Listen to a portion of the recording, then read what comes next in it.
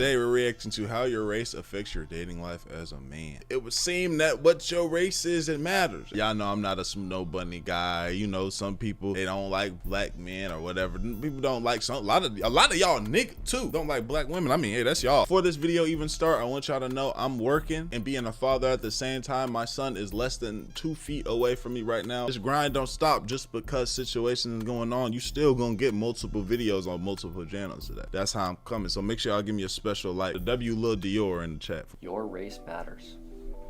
In dating, at least.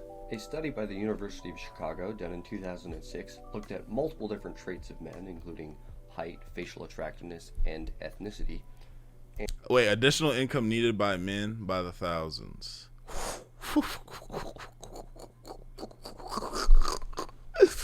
Wait.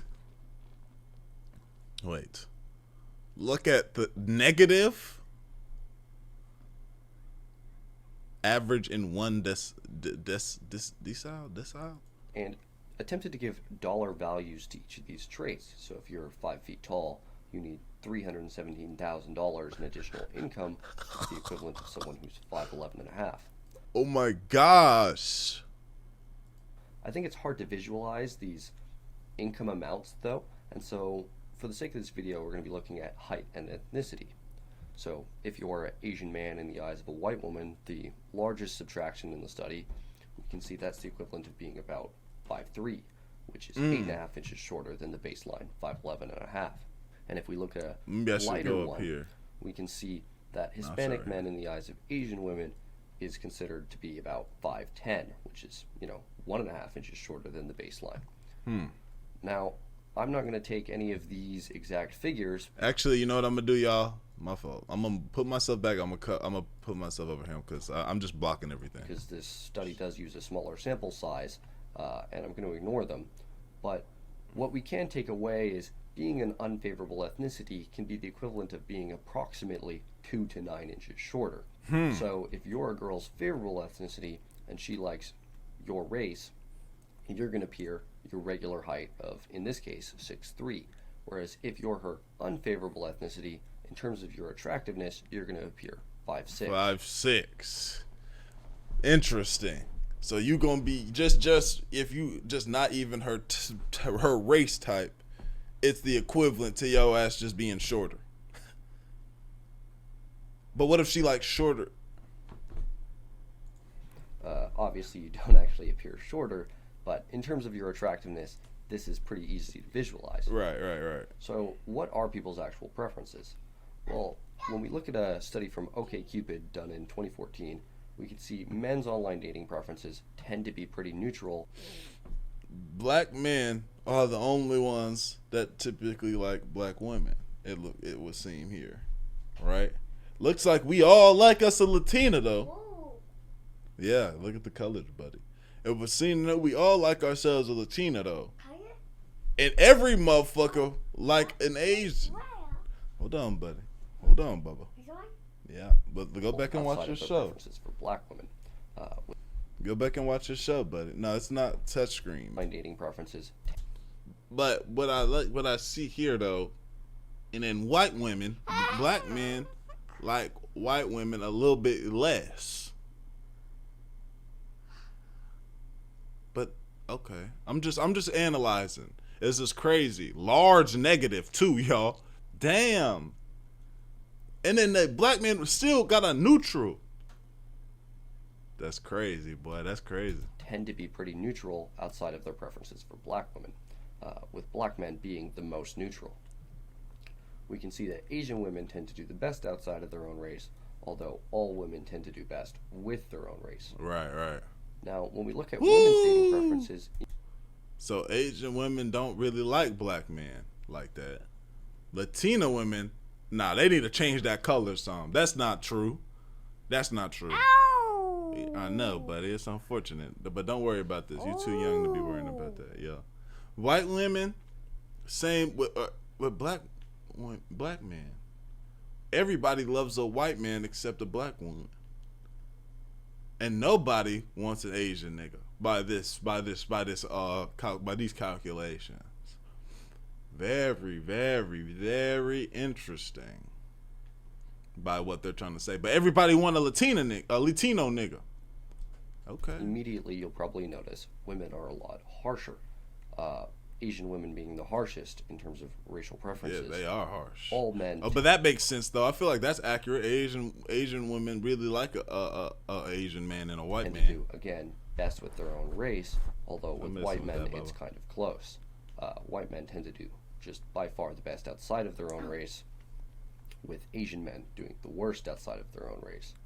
Now, these percentages you're looking at are match percentage increases and decreases, which probably don't mean much to you because I doubt you've used OkCupid. So what instead we're going to look at is inches. If we use the study I looked at earlier and convert these numbers over to inches, you can see approximately how much attraction is gained or lost based on your ethnicity across national averages. Some of you are probably thinking right now, what about me? I'm multiple. Oh, mixed. Well, yeah, what if you mix? If you were a mixed guy who's a mix of black and white descent, and you meet a girl who's white and has national average white woman preferences, which are white men are neutral and black men get a -6, then what we're going to do is take the two and add them together, or in this case, subtract, and divide it by 2 to find the average, which in this case would be -3, giving you a score of -3, meaning in her eyes you're losing about 3 inches of attractiveness due to your ethnicity.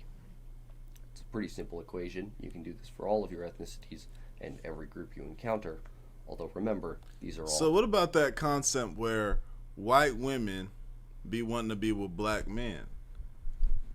You know what I'm saying? Like, what about that? Is it just that they think that they alright, but listen, but hey, okay, there's no more. Stop it, no more, or you're gonna have to get down. What about that concept of where white women like black men? Is it just because they like certain features, or it's just that it's cool right now? What's that about? All averages. Just quickly, for those of you who don't think dating apps / sites data counts, 60% of people meet online nowadays, so it's super important how well you do on online dating. And 2, the attraction percentages on that OkCupid study perfectly line up with the most common interracial couples in America. Dating apps certainly are real life, even if they are a little bit of an exaggeration. So how do you use any of this to your advantage? Okay, here we go. Well, first of all, there's been a decrease in racial preference over the last, ever. And this means interracial relationships are only becoming more common. Right. Despite this, though, every race will tend to do best with their own race, especially Asian men and black men. Right. I'm not really sure why, but this is what the data seems to bear out. I feel like for Asian, it's very much so cultural. You know, there's not really, you go to a country like, you know, anywhere in Asia, for real, and there are going to be a lot of, you don't see too many mixed amount of, it's not as big as a melting pot, right? And then for black people, we're more so when you come to like America and the US, I feel like we more, how do I say this? Maybe we're not desired by too many other races. So we stay kind of with our people, and we have such a unique kind of culture that maybe it's sometimes hard to blend those to get like to go with other races. So we like to be with each other. Y'all feel me? Y'all know what I'm saying? Sorry about that scream, but you gotta be quiet, man. Everybody's trying to watch the video. What happened to your video? You don't want to watch yours? Yeah, you forgot you had a video playing. Go ahead, buddy. Interracial dating is more common in major cities, and so I recommend if you're struggling because of your ethnicity and you are in a small town, so say you're an Asian man in a town of all white people or black people or really any ethnicity, I would recommend getting to a city where people are going to have less harsh racial preferences and you'll do better. I will keep in mind, not all cities are the same, and some cities will be better than others. Word. So I want you to Definitely a let your place mind like New blank York. for a That's a second big and melting imagine a pot. situation. Imagine you're an Asian man deciding where to go to university, and you have two choices: University of Toronto in Toronto, Canada, and Queen's University in Kingston, Canada. Toronto is 43% white and 35% Asian. Queens is 82% white and 12% Asian. Well, where do you decide to go? I'm going to assuming Toronto, you're looking good at your day. dating life? Well, if you chose Queens, you would be at a serious disadvantage. Why is this? Well, a large majority white population makes women feel a need to whitewash themselves to fit in. That will mean non-white women want to date white men to essentially fit into the culture of the city.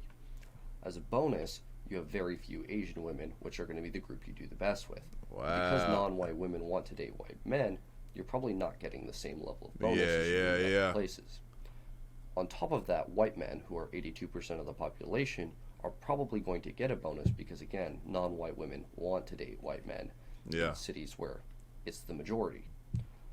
And what makes it even worse is that 82% of the population are white women, where even if we use just the national averages, you're still getting minus 8 inches to your attractiveness from 82% of the population. Now, if we take a more multicultural city like Toronto, Asian women will feel less pressure to whitewash themselves to fit in because we can kick it with other Asians. It's such a multicultural city, and everyone appreciates their own culture within the city. Right. Asian women will tend to appreciate men of their own culture. As a bonus, there's a large amount of Asian women, approximately 3 times as many per capita as in Kingston, which is going to be your most favorable matchup, even if you just get the national averages, which you may get even more than. Now, the other benefit of a diversity like Toronto is low social stigma around dating people outside of your own ethnicity. This will give, essentially, all races will give less of a debuff to Asian men. So in a more homogenous city, they'll give, say, the national averages of -8 to Asian men from every ethnicity.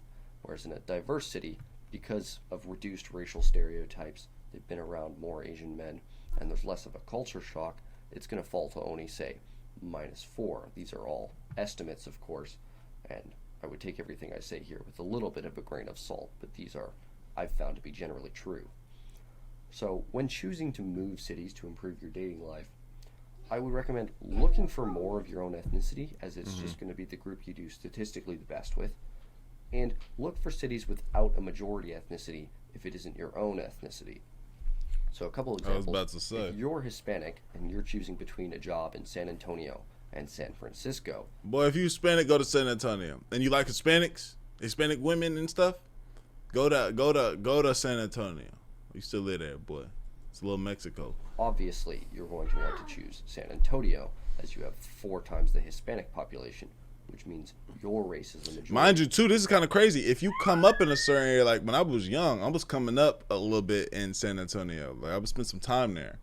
So you see a Hispanic, now you kind of start to, I like Hispanics. So like, look how my Miami niggas be. When you where you grow up, kind of also make you like that as well. You know what I'm saying? I was living in San Antonio, then I was in Dallas. So when I'm coming up in Dallas, I'm liking more black women, and you know what I'm saying? You also got some white women out there too. But imagine instead of there, I came to Houston, and came to high school, was going to high school in Houston. Then you feel what I'm saying? I'm breaking things down with y'all. I'm smart too. And the culture will be around fitting into your culture, as well as you just have 4 times the prospects of people you do the best with, meaning you're going to pick. You know what's crazy too? When I was coming up, now I was young in San Antonio, but the Hispanic women liked Hispanic men and white men. And I remember feeling like, I was like, damn, I'm just not that much of an attractive nigga, Especially coming up in that time, it was like, niggas wasn't really stressed like that, especially when you're young. But when I moved to Dallas, it was like, damn, I'm getting a whole types of You know what I'm saying? And then I went back to San Antonio just to visit. And because I guess, niggas got more in style, I was getting more love and from the Hispanic women though. Damn, y'all dap me up. San Antonio. If you're Asian and you're choosing between, say you have 2 options for jobs, Seattle or New York, and you look and you see the Asian percentage is the same, approximately, then you're going to look at what the majority is, which the largest group in New York City is white people at only 31%, meaning there's no majority group. So there's no pressure to fit into any specific group. Whereas in Seattle, it's majority white, meaning most Asian women are going to try and date white men just to try and fit into white culture, because that's the culture of the city, and essentially there's a peer pressure to it, right? So this is going to make New York the option you want to go to rather than Seattle. Here's some anecdotal experiences I've had in terms of dating interracially and noticing people around me try and date interracially. And you can kind of ignore all of these if you want, because I don't have any more data, but I've found all of these to be true, so I wouldn't ignore them. The Eurocentric beauty standard does exist. White men are considered conventionally attractive, just across all ethnicities. And the main advantage of this is going to be with girls' social circles. So let's take two situations here. One, you're a Hispanic man and a black woman likes you, right? These are all averages, exceptions exist. This black woman tends to like Latino men. Her friends, on the other hand, are another mix of races who don't necessarily like Latino men. Maybe some do, maybe some don't, but she's going to receive mixed feedback from her friends and not know if she should stick with this guy.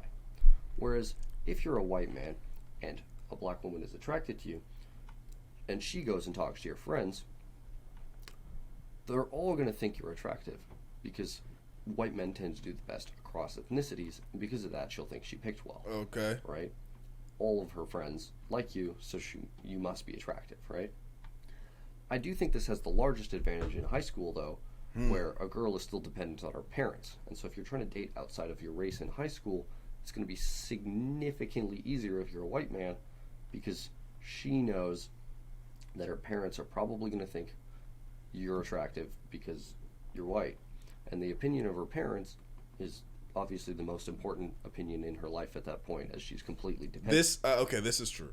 I've seen this when I was living in San Antonio. I've seen this. Now, mind you, I wasn't in high school, but as I was coming up, if I went back and visited, I saw, oh, so-and-so was so-and-so, oh, okay, where, kind of know their parents, you know what I'm saying? Something to keep in mind, though, is I think EBS is largely mitigated if you're highly attractive. If you're very, very attractive, everyone can tell you're attractive, and it doesn't really make a difference. Right. I think that's pretty self-explanatory. Yeah. Racial stereotypes do exist. Certain groups are attributed certain qualities on average, and this will help them in short-term or long-term dating depending on the group. But the vice versa will also exist, which will tend to short-term dating harder than long-term dating. Hurt certain groups in terms of short-term dating and hurt certain groups in terms of long-term dating. What niggas? I don't have any evidence for this, but I've found this to be true, and I'm sure most of you have too. Okay. Another thing is expectations will be given to you based on your race. So certain women will like, say, black men who aren't, like certain women who aren't black will like black men, but they'll like a specific kind. They want the tall, tatted up black guys rather than, the clean cut. And so even though she likes black men, she likes that kind of black man. If you don't fit that sexual if you're not archetype, that, she's probably not going to like you, even if she likes your ethnicity. Look for women who dress to match your ethnic style. So if I see a woman wearing this outfit, no matter what her ethnicity is, I assume she likes white guys. Yeah. She's dressing to try and fit into white culture. And she likely wants to be a part of that. There's some shit here, like, obviously it's not this black and white, y'all. That's clear. But there is some, like, this, I think this is a subconscious, right? Maybe not for some niggas. If I see a black girl dressed like this, well, this right here, this isn't, I can see a black girl in this. Depending on how it's styled up, maybe where her hair, you know what I'm saying? Y'all know some of them where it's like, oh, yeah, she's very whitewashed. But this right here, I could see my girl wearing this. But my girl's also somewhat whitewashed. She grew up in a more Caucasian area. So she would wear this, but she also wears something else. She would wear a few things. But I could definitely see my girl in this. It's dating a white man.